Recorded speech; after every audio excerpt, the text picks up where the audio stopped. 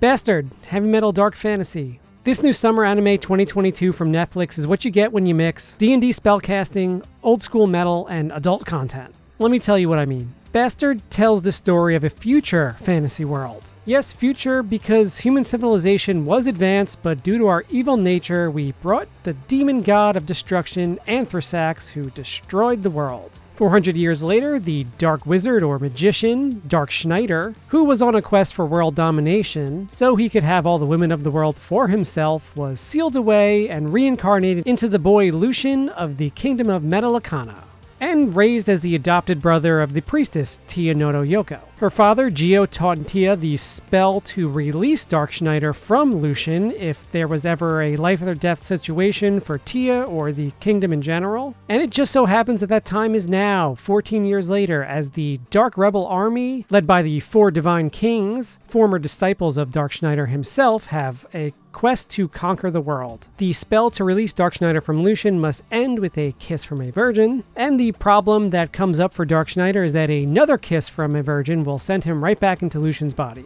If you didn't know, this Netflix anime from Leaven Studio is based on the manga by Kazushi Hagiwara that started in 1998 and went on hiatus after 27 volumes in 2010. There was even a 6-episode OVA from 1992 that was later released in the US in 1998. If you're interested in learning more about either of those, I have a video that you can check out after this one. So this original net animation, or ONA, is mostly a remake of that OVA. What we get in this first part, or first core, are 13 episodes for Season 1, with 11 to be released later, probably in the year. But these 13 episodes cover 5 of the 6 episodes of the OVA, but also adds in 2 mini-arcs that were omitted from the OVA, the battles with Shonari and Kai Harn. Episode 13 ends in dramatic fashion at the climax of the fight between Dark Schneider and Arceus Ney, with of course DS ripping out his own heart to save his daughter lover. Don't worry, we'll get to the awkwardness of a lot of the situations and plots of Bastard in just a bit. These storylines are covered in the manga through chapter 40, which is the beginning of volume 5. The following 11 episodes should finish up this first arc known as the Dark Rebel Army's arc, as it wraps up mid-volume 8. And let's see if we get more of that, because Bastard gets more insane as it goes on, and there's 27 volumes of it. And it's not even finished. But where do we talk about first here, now that I've given the breakdown? I guess Dark Schneider's up first, and he is the typical anti-hero. He's so diabolically evil sometimes that it's hilarious. I wish that this adaptation actually brought back the voice actor from the OVA, Darren Norris, who you probably more famously known as Cosmo from the Fairly Odd Parents. I thought that his voice fit Dark Schneider the best. You'll pay for that, bitch. This time around, the English dub is fine, but I don't love the voice actor for Dark Schneider. I think that the Japanese actor does a way better job getting that kind of diabolical laugh and smirk thing going.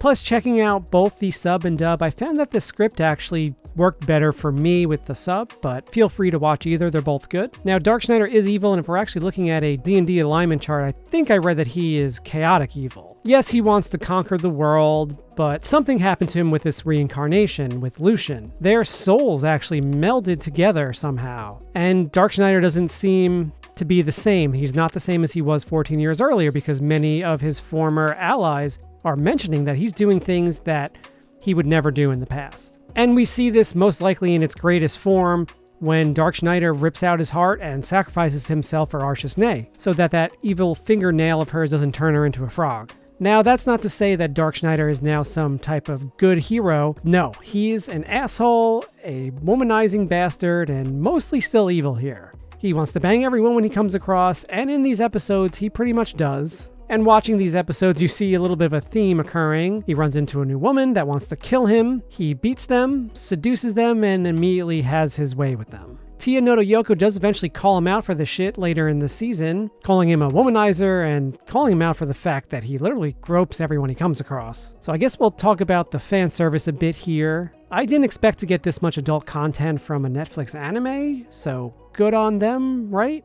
I'm sure there'll be articles of backlash and bad reviews, and Twitter... Has Twitter already gone off on Bastard already? I don't know, I didn't check yet.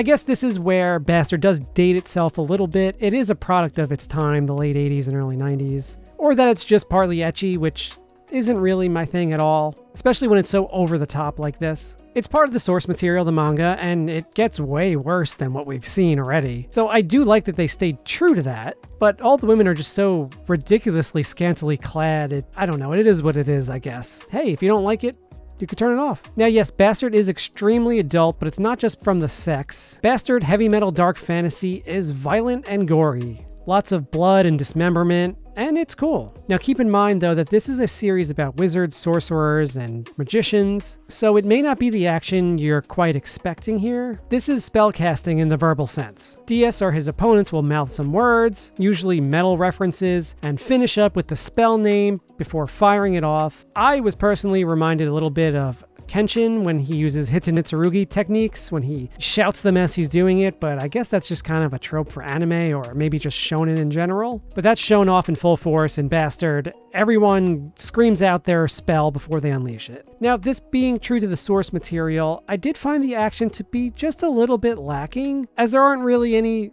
physical battles or sword fights. Even when Dark Schneider goes up against Gaara or Arceus Nei, they all have magical swords, but they're not really clashing steel here. They're casting spells or summoning demons. And despite some of these shortcomings with the action and the fan service, I still found the plot and the characters of Bastard to be pretty interesting, and I want to see more. Dark Schneider has some character growth, and there's actually some pretty good world building. We get some nice chunks of lore with how the different types of magic work, some background on the kingdoms and the different gods, etc. As for a review score, I've been going back and forth if I should even give it one, because this is just part 1 of a 24-episode season. So for now, I think Bastard's sitting around a 3 for me.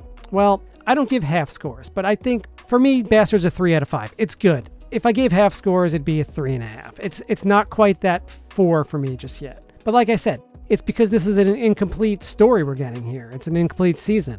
Ultimately, it doesn't matter. I thought it was good, and I enjoyed my time with it, and I want to watch more. Now, I've mentioned the source material a few times, the manga. I want to talk about that a little bit because there are some strange plot lines here. The whole daughter-lover relationship between Dark Schneider and Arceus Nei is a little odd. He raised her from a child, and then she grew into a woman. They spent 100 years together, so he wound up being in love with her and having a relationship with her. That's just strange, and I'm sure there'll be some controversy about that. Dark Schneider also has feelings for Tia Noto Yoko, who is 15 years old, and he's 400 or over 400, but that's probably explained away by Dark Schneider's soul being mended with Lucian's, who is a 14-year-old kid who's also in love with Tia. Then there's all the groping and immediate pleasure that these women get from Dark Schneider feeling them up, which he's definitely taking advantage of them, but yeah, just probably should be mentioned.